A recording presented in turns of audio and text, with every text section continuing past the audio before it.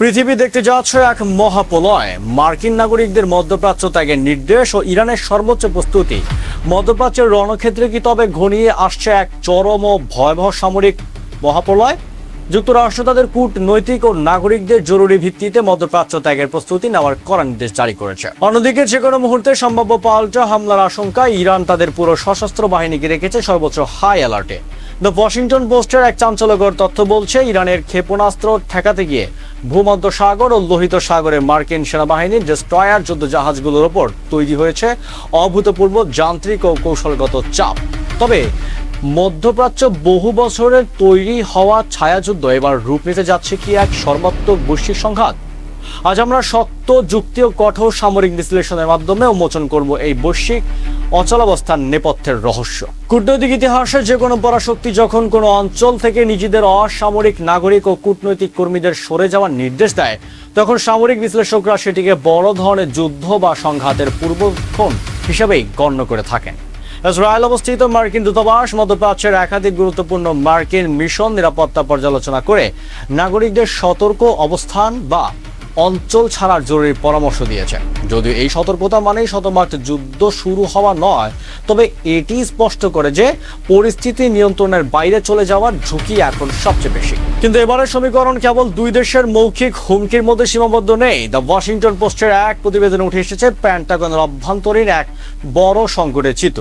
Europe ও মধ্যপ্রাচ্যে নিয়োজিত যুক্তরাষ্ট্রের শীর্ষ সামরিক কমান্ডার জেনারেল অ্যালেক্সাস গ্রিনকেভিচ সতর্ক করেছেন যে ইসরায়েলকে ইরানের ব্যালিস্টিক ক্ষেপণাস্ত্র হামলা থেকে রক্ষা করতে ক্রমাগত নিয়োজিত থাকার মার্কিন ইউএসএস ডেস্ট্রয়ার যুদ্ধজাহাজগুলোর উপর অস্বাভাবিক চাপ তৈরি হয়েছে। ভূমধ্য সাগর থেকে লোহিত সাগর একযোগে মোতায়েন রাখা এবং দীর্ঘমেয়াদী রক্ষণাবেক্ষণজনিত সমস্যার কারণে এসব অত্যাধুনিক যুদ্ধজাহাজের কার্যক্ষমতা নিয়ে পেন্টাগনের চিন্তার ভাত পড়েছে। অন্যদিকে তেহরানের সংবাদ মাধ্যম তাসনিম নিউজ এর এক প্রতিবেদনে দাবি করা হয়েছে, ইরানের সামরিক বাহিনী একটি বিস্তারিত ও গোপন কৌশলগত পরিকল্পনার প্রস্তুতি করছে। সংঘাত সর্বাত্মক রূপ নিলে মধ্যপ্রাচ্যে মার্কিন প্রভাবশালী অঞ্চলগুলোর জ্বালানি ও তেল অবকাঠামো হতে পারে তাদের প্রধান লক্ষ্যবস্তু। বিশ্ববাজারের অর্থনৈতিক বিশ্লেষণ বলছে, তেল অবকাঠামোর ওপর কোনো ধরনের আঘাত সরাসরি বিশ্ববাজারে তেলের সরবরাহ বন্ধ করে দেবে এবং বিশ্ব জুড়ে এক নতুন অর্থনৈতিক দেউলিয়াত্ব বা মূল্যস্ফীতি মহাপ্রলয় ডেকে আনবে। কিন্তু এখন প্রশ্ন হচ্ছে, এখনই কি নতুন কোনো পূর্ণমাত্রার সামরিক অভিযান ঘোষিত হতে যাচ্ছে? সময় বিশেষজ্ঞদের মতে উভয় পক্ষ থেকে অবস্থান দেখলেও কোনো পক্ষই একা বিশ্বব্যাপী কোনো মারাত্মক অর্থনৈতিক ও সামরিক বিপর্যয়ের ঝুঁকি সরাসরি নিতে চাইবে না।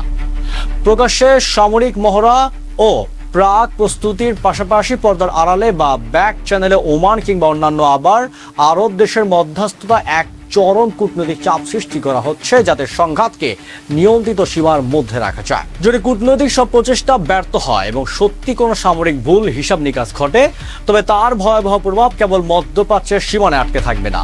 এশিয়া, ইউরোপ থেকে আমেরিকা, পুরো বিশ্ব অর্থনৈতিক ও আকাশ সীমা একে নজিরবিহীন সংকটে পড়বে। সংঘাতের এই দোরগড়ায় দাঁড়িয়ে বিশ্বের চোখ এখন ওয়াশিংটন ও তেহরানের পরবর্তী পদক্ষেপের দিকে। মধ্যপ্রাচ্যের থমথমে পরিবেশ কি শেষ পর্যন্ত একটি রক্তক্ষয়ী যুদ্ধে পরিণত হবে, নাকি কূটনৈতিক সমালোচনার মাধ্যমে সব এড়ানো সম্ভব হবে বলে আপনি মনে করেন? তো বন্ধুরা, মধ্যপ্রাচ্যের উত্তপ্ত পরিস্থিতি এবং মার্কিন ইরান কৌশলগত অবস্থান নিয়ে আপনার মূল্যায়ন কি? কমেন্ট বক্সে আপনার মূল্যবান মতামত অবশ্যই জানাবেন।